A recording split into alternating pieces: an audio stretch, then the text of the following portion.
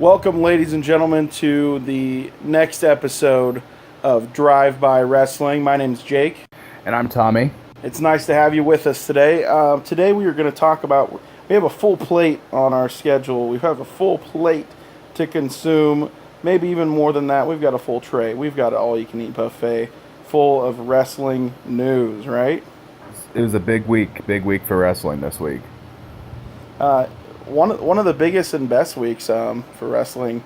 Not everything delivered the way we thought it would, but one way or another, in my opinion, everything did deliver. So I guess we should start this off by talking about Raw. What do you think? Yep, seems like a logical place. So I mean, what happened on Raw? Tell me about Raw. I mean, I watched it, but let's. The biggest thing for me was Stephanie and Shane announced their GM picks for the draft or for the new brand extension. Yeah, we got to listen. We got to see who their picks were going to be. I mean, it wasn't really a big surprise with Shane because I think the internet ruined that, like they do most things. Yeah, you mentioned that a few weeks ago that you had heard that Daniel Bryan was going to be his GM pick, and it was. So, but I can say that I really was surprised with Stephanie's pick. I thought it was kind of black and white that it was going to be Triple H. Yeah, that's what we both thought. I don't know what they're doing with Triple H, or if they're just saving him for. I would guess saving him for whenever they turn Seth face. I mean, I don't know, but yeah, I have no Mick idea Foley what the was plans the are pick. for Triple H. Yeah, Mick Foley. You know what? You know why Mick Foley buys store brand pop? No, why? Because he loves the cheap pop.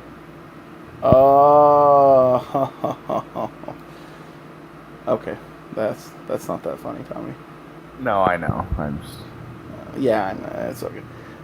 Yeah, he's for years and years and years even just said, like, admittedly, that he goes for the cheap pops. Yeah, What was his joke? Was it on Raw? He said, like, what was it he said about a pop, and then he's like, I wouldn't do something like that, even though I'm in the great state of wherever they were. Yeah, that was during the draft. Oh, okay, that was during the on draft. SmackDown. Right. Well, the only big thing that happened, other than the draft, the ongoing draft drama, was the World Heavyweight title. Well, shoot, you can't call it that. The WWE Championship. Yeah, match. The WWE Championship match between Seth Rollins and Dean Ambrose that we both, well, I know I had said last week that it was going to end in shenanigans. Yeah. I wasn't for Anything sure on what Raw kind of... anymore. Yeah, that's what I think separates, among other things, one of the biggest separators. And during the Attitude Era, championships could change on live TV. It rarely happened, but it could happen. Yeah. But nowadays, it just never happens, and it's always like, well, this is going to end in shenanigans no matter what. Yeah, I would have to agree. Did you like the match, though? The match was excellent. One of the better matches I've seen for the two of them. They've been in a lot of matches. Something they brought up that I was wondering if they were ever going to bring up is the fact that Dean has never beat Seth one-on-one for the title, or not even for the title. Ever for one-on-one, has never beat him, except when he cashed in the Money in the Bank. And I had always said, throughout all of last year and a little bit of the year before, when Dean was on the chase, and I mean, especially I always bring up, I think it was during Money in the Bank when they had the ladder match. Do you remember that? They had a ladder match against each other? Yeah, at Money in the Bank for the title last year. Because 2 years ago was when Seth screwed Dean out of the Money in the Bank briefcase. And he got the briefcase himself. Yeah. And then last year, Seth was champion. And Dean and him, it ended with Dean and him on the top. And they both came down with the title. And when they hit the ground, Seth pulled it away. Do you remember that? Oh, yeah. But anyways, there's been so many close matches like that. I'd also reference Hell in a Cell, where they had a really good match. Hell in a Cell is the one that comes to my mind. They had a really good match, and then Bray Wyatt showed up like Zordon, and just showed up in a hologram and beat, screwed over Dean Ambrose. Yeah, I still don't understand that. I don't understand what WWE does with Dean sometimes with just that like ending, with the TV. And then the TV thing, yeah, exactly what I was going to say. The TV thing was something else, but going back to Raw, we had an ending where wasn't it a superplex spot? Yeah, it was a superplex, and they both hooked each other's legs when they hit the ground. And there was a 1, 2, 3 count. Yeah, the ref had previously been knocked down. Right, so he was kind of dazed. So he didn't get to immediately decide the winner. So because he was still like knocked out, groggy after the pinfall. Because all referees, if this was an RPG or any sort of video game, refs always are at 0.2% at their fullest health HP. So a single, so they can be grazed. Wind, strong wind. I would argue that if out. Or a butterfly, if a butterfly like landed on their shoulder, they'd be out for at least 15 seconds. But the ref was out, of course, and he counted 1, 2, 3 into the match, and Stephanie came out and declared Seth the champion. Yeah, Seth then ran down. Yeah, Stephanie and Shane were watching the match along with Daniel Bryan and Mick Foley. They were watching the match, scoping out their potential picks. Right, at separate announce tables and stuff. Yeah, they were down at ringside. Yeah, and so Steph, raises Seth's arm, and Seth goes and runs up, and he celebrates up at the Titantron, and we went off the air with Michael Cole saying, "Is Seth champion?" Yeah, he physically has the title, but he's not the champion that we know of.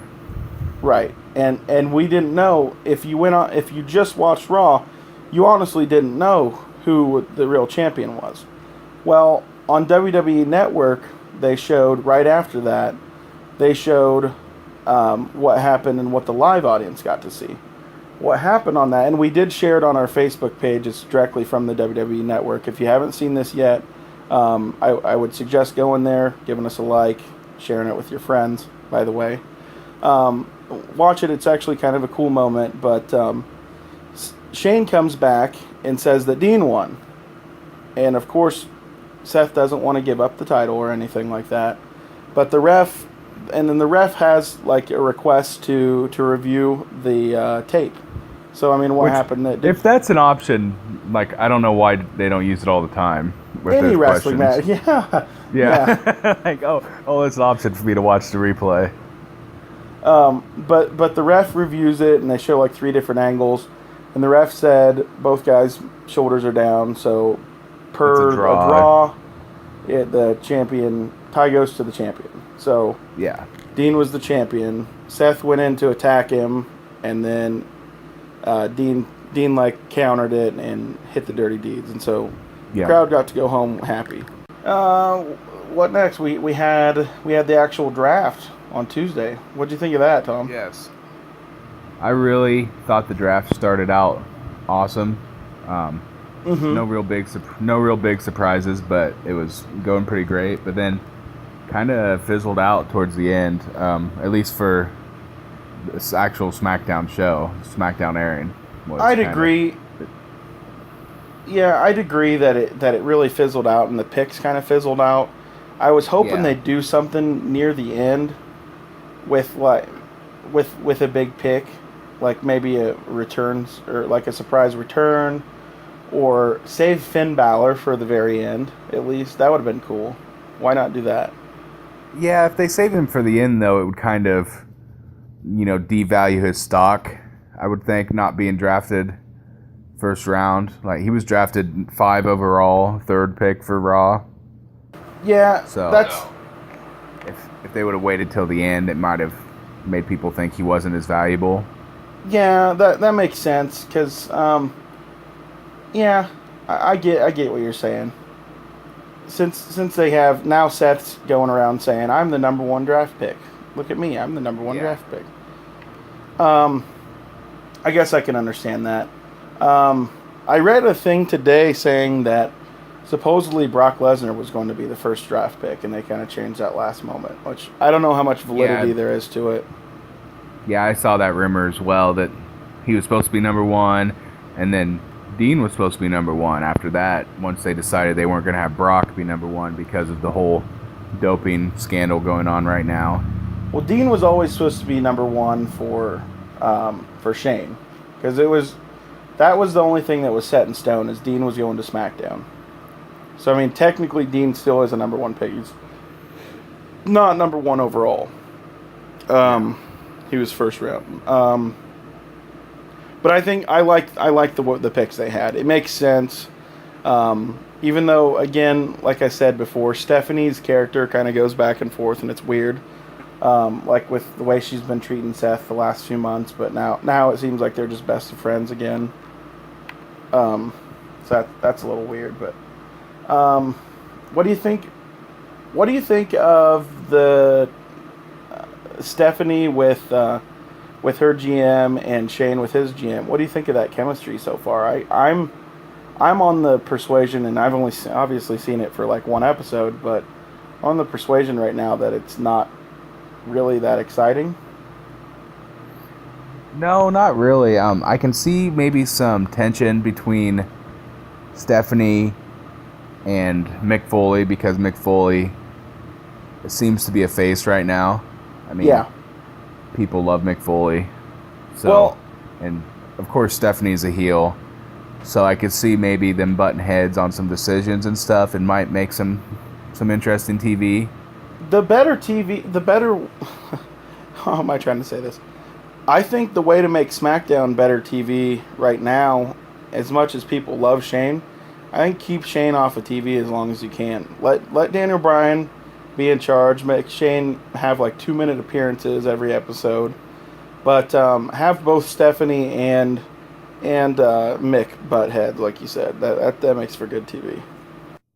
I think right off the bat, I mean, the first couple weeks we're going to see a lot of Shane and Stephanie, but I have a feeling that'll die down and they'll go take more of a backstage role.